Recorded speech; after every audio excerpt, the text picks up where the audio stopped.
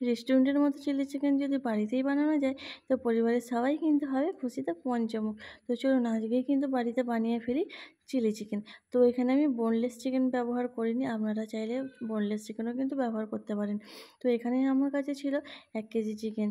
তো 1 কেজি চিকেনটাকেই আমি কিন্তু পুরোটাই চিলি চিকেন বানাবো। তো সেই জন্য দেখুন দিয়ে নিয়েছি এখানে একটা গোটা পাতিলেবুর রস, আর তার মধ্যে এখানে দিয়ে দিয়েছি কর্নফ্লাওয়ার, আর দিয়েছি ময়দা, পরিমাণ মতো দিয়েছি লবণ, আদা রসুন বাটা, আর এখানে একটা দিয়েছি গোটা ডিম, আর কাশ্মীরি লঙ্কার গুঁড়ো, গোলমরিচের গুঁড়ো।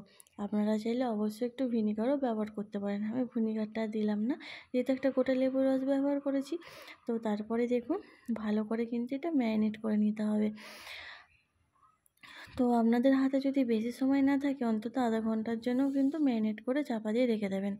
তো আমার হাতে যেহেতু বেশি সময় ছিল সেই জন্য আমি ম্যারিনেট করে অনেকক্ষণই চাপা দিয়ে রেখে দিয়েছিলাম। আর এখানে সাংবি দেখুন এখানে দেখাতে এসেছিলো জাম, কারণ আজকে বাজার থেকেও কিনে নিয়ে এসেছে জাম। তো এখানে সাংবি জাম খাচ্ছে।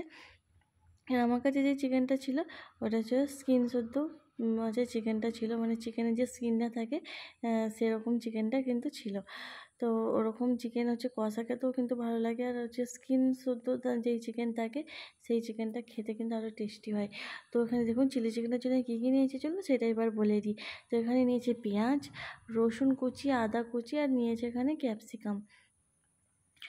আর এখানে দেখুন কড়াতে তেল দিয়ে কিন্তু চিকেনগুলোকে আগে ভালো করে ফ্রাই করে নিতে হবে। তো এখানে আমি রাইস ব্র্যান অয়েল দিয়ে দিয়েছি কড়াতে।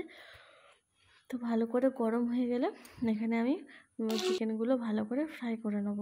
তো চিলি পকোড়া যেমন ফ্রাই করে কড়া করে ওরকম করে কড়া করে ফ্রাই করব না, একটুখানি চিকেনটা যাতে সেদ্ধ হয়ে যায় সেরকমভাবে ফ্রাই করবো, বাট বেশি করা হবে না।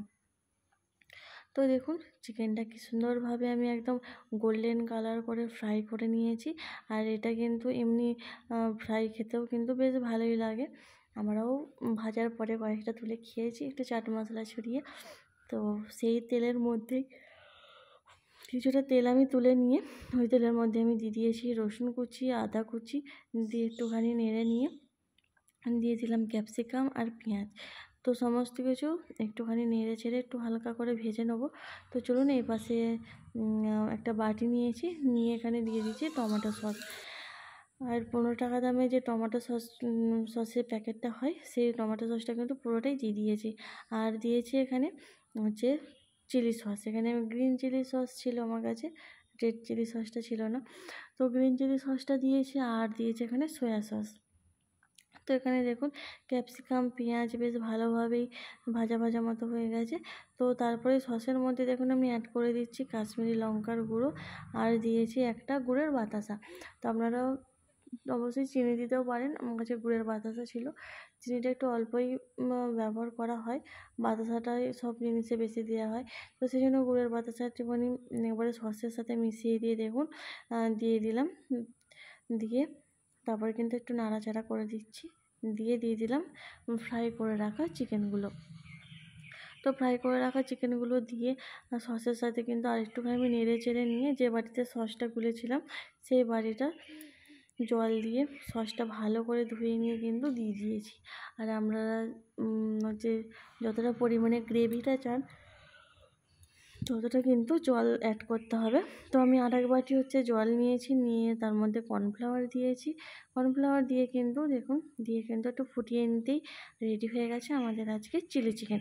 আর টেস্ট কিন্তু দারুণ হয়েছিল, কালারটা দেখেই তো বুঝতে পারছেন কীরকম হয়েছে। তো চলুন রাত্রেবেলা আজকে ডিনারে রুটির সাথে চিলি চিকেন কেমন লাগলো আপনাদের ভিডিওটা অবশ্যই আমাদেরকে